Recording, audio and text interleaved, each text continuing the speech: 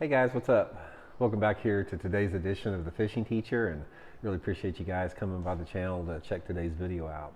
Got a quick little video for y'all today. I want to talk about the easiest way to catch a lot of bass in the month of January. I know a lot of guys that are starting out, you probably may or may not do a lot of fishing in the wintertime. A lot of people, it's more of a hardcore bass fishing time of year, but it's a really good time to catch them. And if you haven't fished much in the month of January, or even if you have, I've got one technique that, head and above anything else, it will catch more bass consistently as far as numbers than about any other way that you can do it. So we're going to get into that in today's video. Also, guys, a quick reminder, just want to invite everybody, anyone interested in booking an on-the-water lesson with me, you can do that by going to my Facebook page, Randy Blaukat Professional Angler, and just shoot me a private message for info. And also, like Intuitive Angling, guys, we have channel memberships available here at The Fishing Teacher. If you guys are interested in becoming a channel member, just go to my homepage, the Fishing Teacher homepage, and click that join button for information. So appreciate that.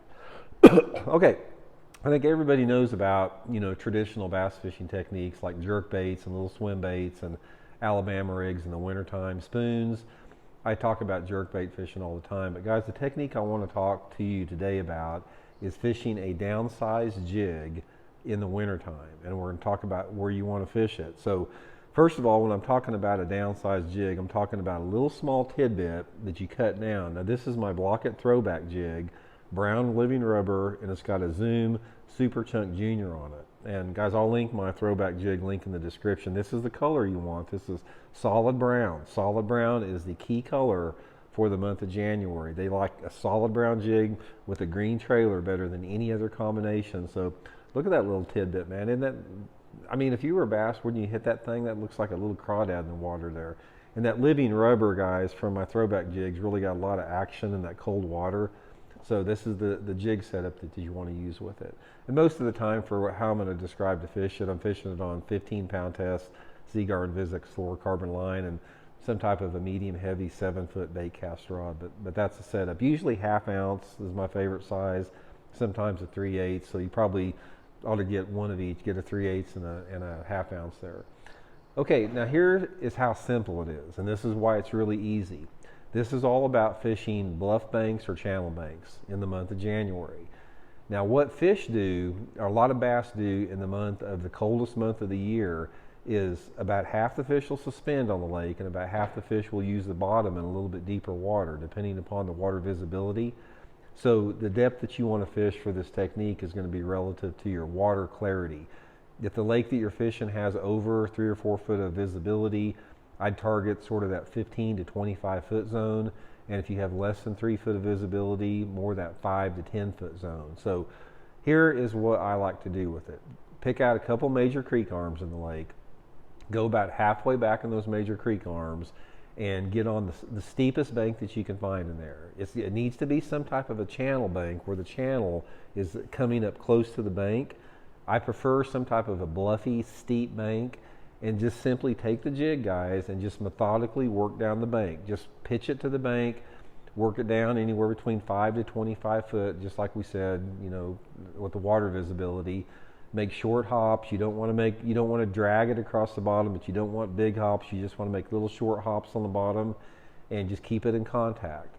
That is the number one thing. The number two thing is to get out on the main lake and get on the bluff banks that are on the main lake. Now, again, depending upon the lake that you fish, you may or may not have bluffs. If you fish a lake like Lake Cumberland in Kentucky, that's like a bluff fishing haven. If you fish the Ozark lakes, lots of bluffs. Almost any lake has some type of a bluff bank, unless you're in some type of a natural man-made impoundment, and then that doesn't really apply to the technique that I'm talking about. But the main lake area, normally what happens is those fish get deeper on the main lake. So one of my favorite techniques is to go on the lower part of the lake where the water clarity is the cleanest I can find, and I get on those main lake bluffy banks, and I'll fish this jig down sometimes into 45, 50 foot of water, just working it all the way down deep. Those fish will get super, super deep in the wintertime because you don't have any type of a thermocline to keep them, from, getting down deeper and getting in an area with depleted oxygen. So main lake bluffs, channel banks, and bluffs in the creek arms are the way to do it. And it's not hard, guys. You're not targeting on anything other than just covering water. Just be methodical, make a pitch, work it down, then pitch maybe another 10 foot in front of the boat, and just work down the bank. And also, this can also work on a riprap bank. If you have a man-made riprap that has some deep water off it, in the wintertime those fish will get on them the same way with the jig. But anyway, it's just a technique, guys. It's easy to do. It's a lot more easy than fishing a jerkbait or looking for suspended fish. It's old school fishing. Still works really good this time of year. But again, the setup is critical, guys. You got to have solid brown, you got to have live rubber, and you got to have a green pumpkin on there. That makes a big, big difference. Sometimes I'll put a little bit of puff of chartreuse dye on the tail there, in low light conditions. But it's a good way to catch them. Just give it a try. See what you all think about it, and we'll talk later.